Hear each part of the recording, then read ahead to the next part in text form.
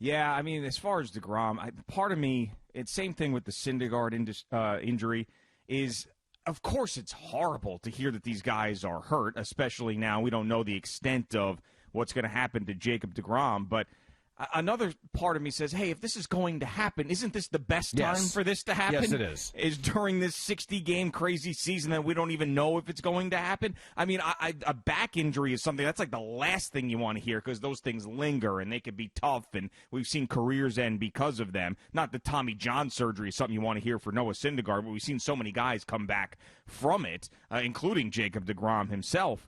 But I'm processing these big injuries with the Mets differently than I ever have because it's not the same. It's just it's a completely different world that we're living in, and the impact of that particular player on this season is, you could say it's going to be greater because it's a smaller amount of games. You could also say, are we ever even going to remember this season to be a real season 10, 15, 20 years down the road? I think we will. I think because it's going to be a very unique season, so we will for that. But I'm totally with you. I think there's two ways you can go here. You can go glass half full, glass half empty.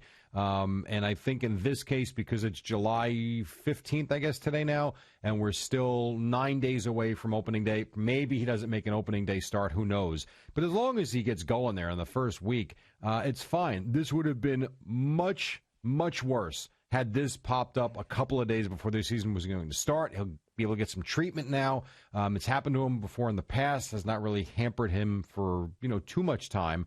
And so maybe they were just being extra cautious. I mean, look at Aaron Judge still ain't playing because of a stiff neck, all because of, being cautious. You don't want to lose him for the start on the 23rd against the Nationals. And, as they said, Aaron Boone said yesterday, he would probably play if there were real games now. But it's, where we are. Same thing with deGrom, I think. I think deGrom, hopefully, this is being cautious. He felt something after throwing an inning. We'll wait and see. You don't want to overreact. Now, 6-7 hours from now, could we be, talking a completely different story and he could be out for 3 months? Yeah, it's possible. I'm with you, though. Let's think positively and just think that the Mets are using caution and nothing crazy.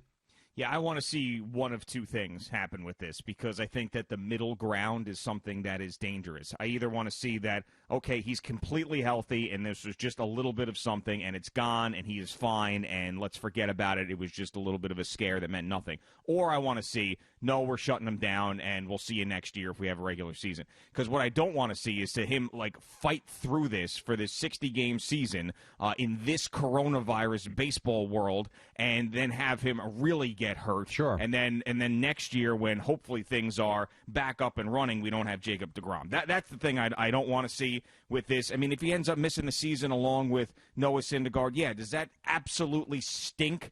Because one of the great things about being a fan of the Mets right now is the fact that you've got Jacob deGrom, and seeing him pitch would be a treat, especially now because we haven't had any sports. Sure, all of that stuff would be great. It'd be the same thing if Pete Alonso couldn't play, or Aaron Judge couldn't play, or Garrett Cole couldn't play, or anybody who's ends up being your favorite player. But I don't want to see him fight through something for this. It's just different. This is not like Matt Harvey in the World Series that I wanted to see continue to pitch, or Johan Santana with the no-hitter that I wanted to see, admittedly, continue to pitch in those particular situations. Here, I don't want to see anybody fighting through anything. We make fun of Stanton. We got on Judge a little bit yesterday, but quite frankly, even with those guys, they shouldn't be fighting through anything right now. The time I wanted to see Stanton fight through something was in the playoffs last year when he was nowhere to be found. He DH'd one game, was gone the next. That's when I wanted to see someone fight through something,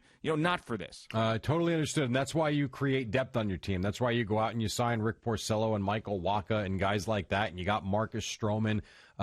They have arms. They'll be okay. Now, this is a Cy Young award-winning arm, so we're talking about something a little bit different here.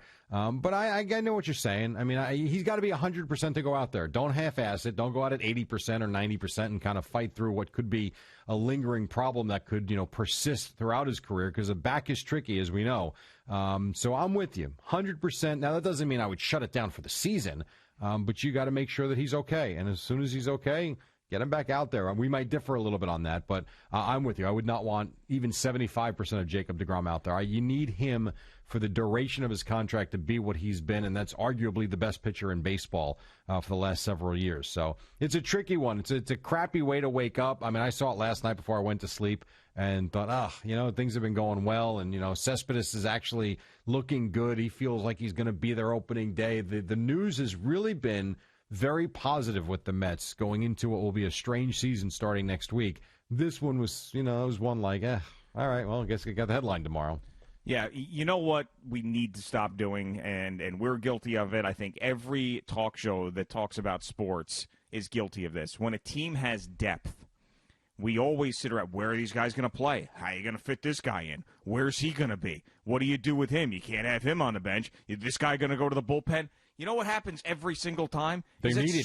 Somebody gets hurt, and those guys, and then you probably need even more guys than you thought you had in the first place. And you think about the Yankees last year. Where are these guys going to play? What's going to happen? And what happens when they come back? Well, people just continue to get hurt, and or somebody's in a horrible slump, and these situations always work out. Yep. They always work out. I mean, even with the Mets, we were having conversations about that where Brody Van Wagenen, he had talked about not having depth, which was so true last year with the starting rotation. There was no depth there, so he went out and he signed depth, and then we're talking about, these two guys in Porcello and Waka, they think that they're going to start, and there's not enough spots for all these starters, so what's going to happen? Noah Syndergaard gets Tommy John surgery, and Jacob deGrom might be out with a back injury. Yeah. So it always happens, and it probably won't be the last. Someone else will probably end up getting hurt. We do this all the time. We make these assumptions that these guys are going to stay healthy for an entire year, and in baseball lately, especially locally, nobody's staying healthy. Both the Mets and the Yankees have been decimated with injuries for the better part of the last 5 years. Both teams. Yeah, healthy. We've seen it more than anybody, probably. I completely agree with you. So, you know what? It stinks. It's not the best news of the day, but hopefully it's nothing, and we don't overreact until we know exactly what it is. And then away we go. And this weekend, You got games. You're going to see the Mets and the Yankees, a couple of exhibition games, and it's a very real thing right now because today's Wednesday. We're almost a full week out now from the start of the baseball season with the Yankees and the Nationals. So that's right. Here we go. And I actually like. I thought Al's take the other day with Aaron Judge was funny for sure about the stiff neck and get him out of here. He was joking around, of course. Well, cut him. Right, but get lost, I think was the quote. That was funny, and I totally understand that. I think at the end of the day, though, it's probably the smart thing to do. Make sure he's right for Thursday because what you want is him in the opening day lineup as opposed to these nonsensical intra-squad games, which are important, but not if you've got a nagging injury. So let's get right and let's go. The 2020 baseball season upon us. How about that? Yeah, in 1 week from tomorrow. It's unbelievable to think that we're going to see a baseball game that actually counts in the record books 1 week from tomorrow.